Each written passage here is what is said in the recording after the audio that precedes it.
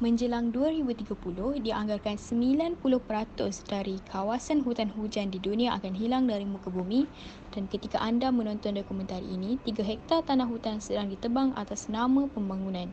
Dengan itu, sesama Fakulti Komunikasi dan Pengajian Media dan Damai Tioman Resort diadakan program penanaman pokok bertempat di Kampung Juara Pulau Tioman pada baru-baru ini. Antara dua punca utama penyahutanan di Malaysia adalah perindustrian dan juga urbanisasi. Melalui perindustrian, tanah pertanian terpaksa dikorbankan untuk menjadi kawasan kilang. Manakala melalui urbanisasi, pokok-pokok terpaksa ditebang untuk dijadikan sebagai kawasan pembangunan. Mengenai pemilihan kawasan penanaman pokok tersebut, Wakil Penganjur Syed Rizalman Syed Abu Bakar ada penjelasannya. Untuk mengatakan semua, pada tahun 2013 telah berlaku 22 landslide di seluruh Tioman, dan salah satu kawasannya adalah di kawasan ini, menyebabkan sebahagian daripada pokok dan hutan di kawasan Kampung Paya ini terjejas. Dan kita memilih sini supaya pokok yang kita tanam ni akan memberi satu pemampan yang baru kepada landslide tersebutlah. Pokok bintang laut dengan kelak paya kita pilih sebab bintang laut dengan paya adalah sesuai dengan kawasan dengan tanah di Pulau Tioman ini sendirilah. Lagipun banyak pokok bintang laut dengan kelak paya yang berada di hutan-hutan Pulau Tioman ini sendiri. Bersama kami pada hari tersebut ialah salah seorang aktivis Hari Bumi, Nur Hidayat Sumit, menjelaskan harapan serta signifikan program sambutan Hari Bumi yang diadakan di Pulau Tioman.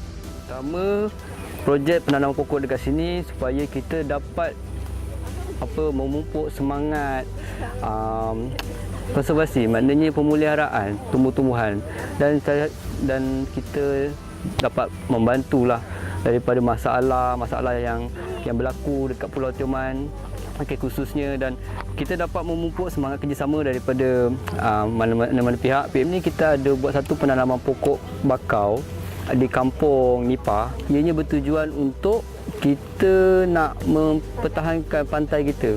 Sebab apa? Seperti yang kita tahu, pokok bakau ni adalah lapisan pertama yang dapat. Maknanya kita sampah-sampah sarap, dia adalah penapis. So kita terapkan penanaman tu dekat situ. Sebab apa? Tanah kat sana sesuai memang untuk tanam bakau lah, pokok bakau. Perhutanan semula mempunyai pelbagai manfaat kepada ekosistem. Antaranya, ia dapat mengekalkan kandungan karbon dioksida serta oksigen di dalam hutan, mencegah hakisan tanah dan juga sebagai ejen transpirasi untuk mengekalkan suhu hutan. Selain itu, ia juga menjadi sumber rezeki kepada penduduk tempatan. Sepanjang tahun 2000 hingga tahun 2012, Malaysia memiliki antara rekod penyahutanan tertinggi di dunia di mana sebanyak 47,000 km persegi telah dikorbankan. Namun begitu, hanya separuh kawasan tersebut ditebus semula melalui perhutanan semula oleh industri pembalakan dan penanaman sawit. Dikabarkan kadar kehilangan pada tempoh itu menyamai 50% kawasan hutan negara. Beralih ke Borneo, Indonesia sebelumnya adalah antara 5 negara tertinggi di dunia yang menyumbang kepada perubahan iklim. Salah satu penyebabnya ialah perhutanan di Kepulauan Borneo. Pokok dipterokap ditebang secara besar-besaran dan dikomersialkan di pasaran dengan harga yang tinggi untuk penuhi permintaan. Malah 44% kawasan itu dikelaskan sebagai terancam, namun usaha membaterasinya masih sama-sama.